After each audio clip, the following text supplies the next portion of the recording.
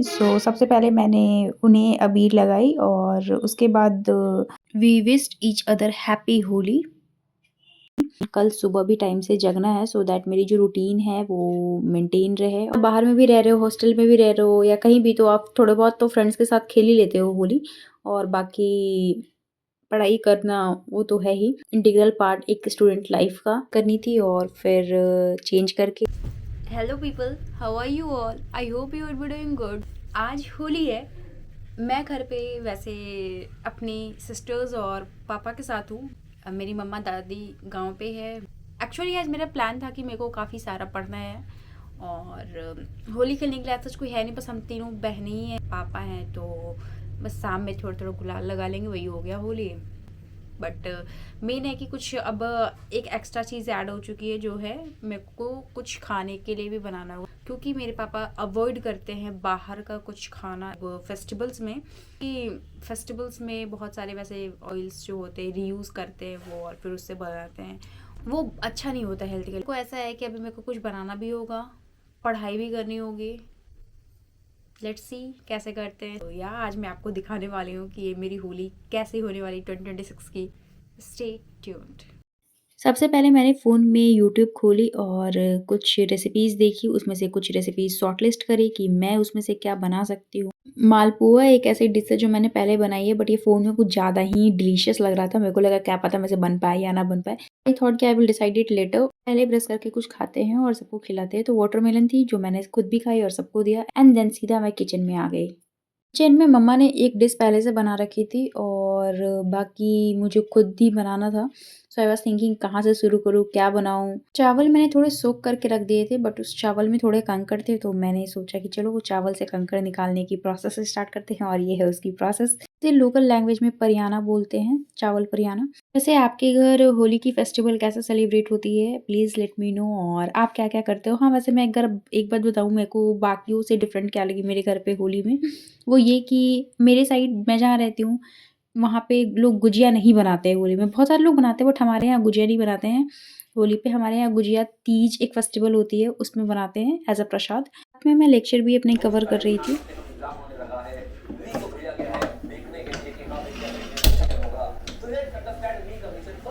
मेरे को जब भी मौका मिलता है ऐसे किचन में कुछ बनाने का या फिर कुछ नया करने का, तो मैं इसको एज़ एन अपॉर्च्युनिटी देखती हूँ। इट इज़ बिकॉज़ को पढ़ाई करनी होती है तो मैं डेली बेसिस पे खाना नहीं बनाती हूँ, but I am so interested in cooking. और एक ये भी चीज़ होता है कि अगर आप अकेले हो तो कुछ भी खा लेते हो, सच एज़ मैगी या फिर अंडे उबाल के, बट अगर आपके साथ तो और भी लोग हैं, सच एज़ आपके फैमिली मेंबर्स हैं या फिर कोई भी, फिर आप सोचते हो कुछ अच्छा बना ही लें। मेरे को ना हमेशा से जो ट्रेडिशनल डिशेज़ है ना, सच एज़ एक झारखंड में बहुत फेमस डिश है अरसा और धुस्का।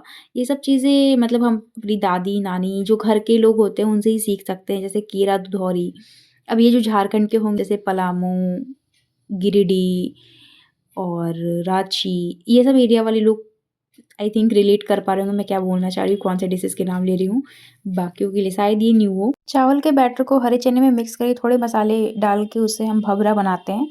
तो वो मैं बना रही थी बट मेरे को ऐसा लग रहा था कि वो अच्छा नहीं बन रहा है and here my sister stepped in and she said हाँ, ये अच्छा नहीं बन रहा है, let me do it.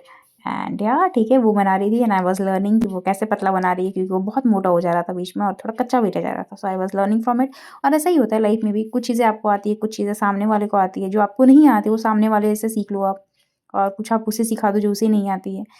This is how it works. And look at this, यहाँ पे मेरे के खुद के किचन में बहुत सारी चीज़ें मुझे नहीं मिल रही थी, बट एनीवे ये है मेरी थाली जो मैंने प्रिपेयर करी है with the help of my sister. ये दही वड़ा है जो मेरी मम्मा पहले से प्रिपेयर कर दी थी। थोड़ी सी लंबी ब्रेक लेने के बाद मैं यहाँ शार लेके आ चुकी थी। ये सूट मैंने नवरात्र पे पहनी थी, तो अभी सोची कि हैप्पी मैं इसको होली। होली पे भी रीवेयर कर लूँ।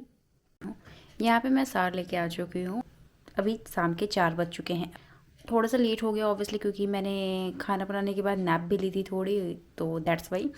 अभी चलते हैं और मम्मा पापा को प्रणाम करते हैं, थोड़ा अबीर गुलाल उनके पैरों पे रख के, आई मीन उनको हैप्पी होली विश करते हैं। ओके, तो कम विथ मी।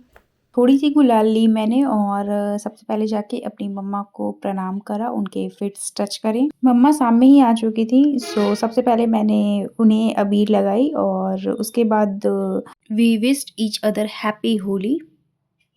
फिर सीधा मैं अपने पापा को अबीर लगाने गई एंड लुक एट दिस, मेरे पापा ने सबसे पहले मुझे अबीर लगाया एंड देन फिर मैंने उन्हें लगाई।